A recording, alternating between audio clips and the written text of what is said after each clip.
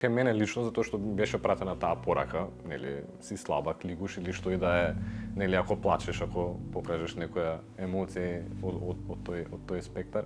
А кај мене се засилуваше онаа порака дека јас морам да бидам силен, дека не треба да покажувам. Тоа создаде кај мене јас во еден период да се чувствувам многу празно и осамен.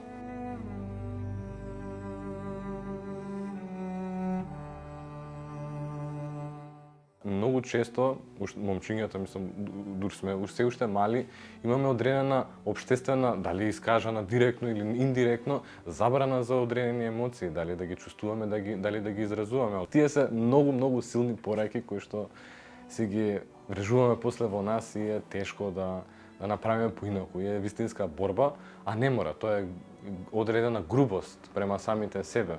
Нема потреба, може и понежно, а и тоа ќе допринесе и за поголем квалитет на животот.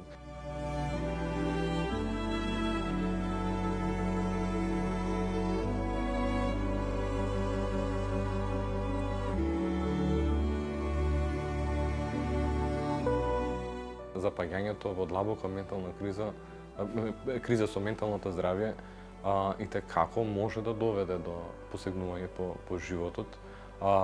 Колегите кои што, нели, сме во овој сектор, апсолутно работиме на превенција од такви нешта, затоа што можеби на човек му изгледа очајно или дека нема излез и многу други работи, ама всушност скоро секогаш има што може да се направи.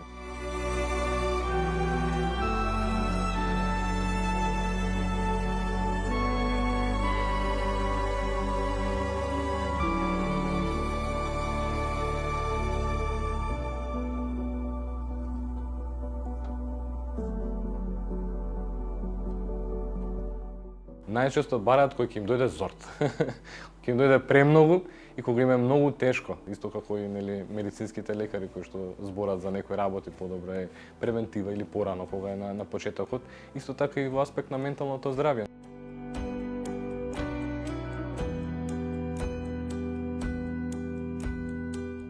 Можеби во момент кога веќе ќе бидат потешки да се прават работи кои што сте ги правеле многу лесно, многу природно, кога веќе ќе се чувствувате празно, можеби апатично за некои работи, кога можеби ќе се појават некои симптоми на така повишена, дали е прекумерна некоја возбуденост или некаква, ама не зборам за убава возбуденост, туку она баш како под стрес. Сепак убаво може да се провери.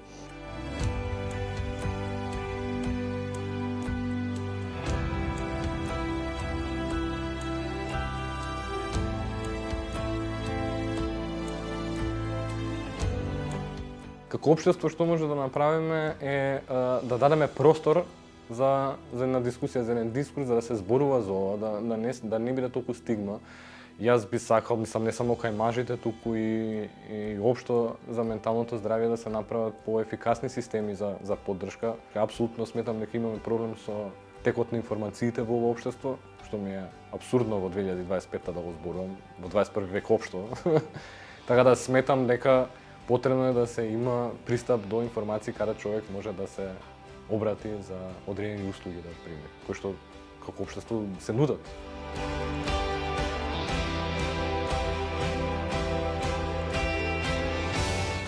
Кога ќе се зборува во јавност на медиумите, кога јавно ќе кажа дека оке, машко да покаже одредени емоции, да си побара поддршка за некој работи. Мислам дека ќе се создадат едни услови каде што нема ние мажите сами на себе прво да се правиме притисок.